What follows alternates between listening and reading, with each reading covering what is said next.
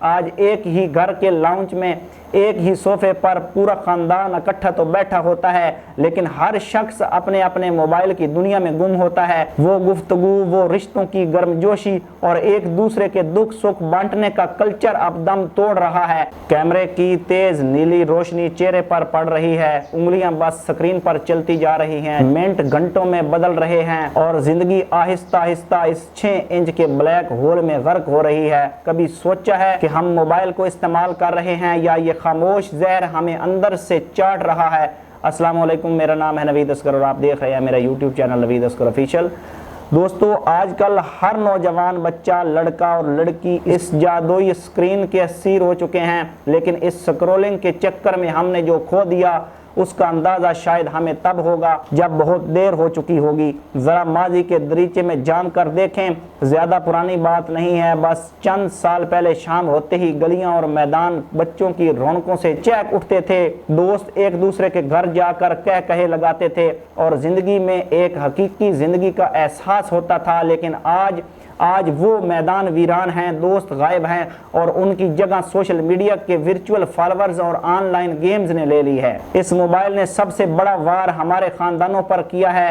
آج ایک ہی گھر کے لاؤنج میں ایک ہی صوفے پر پورا خاندان اکٹھا تو بیٹھا ہوتا ہے، لیکن ہر شخص اپنے اپنے موبائل کی دنیا میں گم ہوتا ہے۔ وہ گفتگو، وہ رشتوں کی گرمجوشی اور ایک دوسرے کے دکھ سکھ بانٹنے کا کلچر اب دم توڑ رہا ہے، کیونکہ ہم رشتوں کے چہرے دیکھنے کی بجائے موبائل سکرینوں کو دیکھنا زیادہ پسند کرتے ہیں۔ صرف یہی نہیں، یہ خاموش قاتل ہماری جسمانی اور ذہنی صحت کو بھی دیمک کی طرح چاٹ رہا ہے۔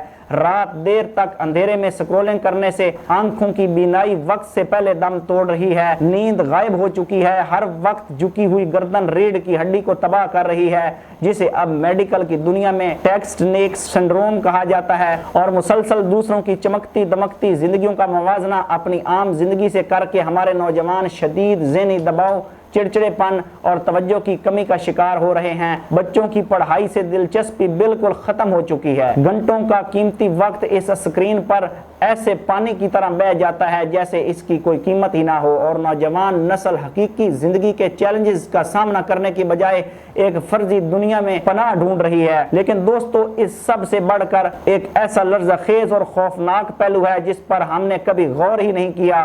ذرا سوچئے، اگر ہمارا انٹرنیٹ صرف 5 منٹ کے لیے بند ہو جائے یا موبائل چارجنگ ختم ہو جائے تو ہم پر ایک عجیب سی بے چینی، گھبراہٹ اور ٹینشن طاری ہو جاتی ہے۔ ہم تلملا اٹھتے ہیں کہ کہیں کوئی نوٹیفیکیشن یا میسج چھوٹ نہ گیا ہو، لیکن دوسری طرف وہ رب ذوالجلال کا کلام، وہ قرآن پاک جو ہمارے گھروں میں غلافوں کے اندر لپٹا ہوا الماریوں میں دھول چاٹ رہا ہے، اسے کھولے ہوئے مہینوں گزر جاتے ہیں پر ہمارے ماتھے پر تپش تک نہیں آئی۔ ہم موبائل کے بنا 1 منٹ رہنے کو تیار نہیں، لیکن اپنے سچے خالق کے کلام کے لیے 24 گھنٹوں میں سے چند لمحے نکالنے کی توفیق نہیں پاتے۔ ہم فیس بک، واٹس ایپ اور یوٹیوب پر گھنٹوں ضائع کر دیتے ہیں، لیکن جب مسجد سے حی علی الصلاۃ کی صدا آتی ہے تو ہمارے قدم نماز کی طرف نہیں اٹھتے، ہمارے پاس سجدے میں سر جھکانے اور اس پاک پروردگار کا شکر ادا کرنے کا وقت ہی نہیں ہوتا۔ خدا را سوچئے، یہ موبائل کی محبت اور دین سے دوری کہیں اللہ تعالیٰ کی ناراضگی اور کسی پوشیدہ عذاب کی شکل تو نہیں؟ کہیں یہ ہمارے دلوں پر مور لگ جانے کا پیش خیمہ تو نہیں کہ ہم سکرین کی فانی لستوں میں اتنے مگن ہو چکے ہیں کہ اب ہمیں خدا اور اس کے رسول کی یاد بھی بے چین نہیں کرتی؟ یہ غفلت کی انتہا ہے، اور اس سے پہلے کہ ہماری آنکھیں ہمیشہ کے لیے بند ہو جائیں اور توبہ کا دروازہ بند ہو جائے، ہمیں بیدار ہونا ہوگا، ہمیں مایوس نہیں ہونا۔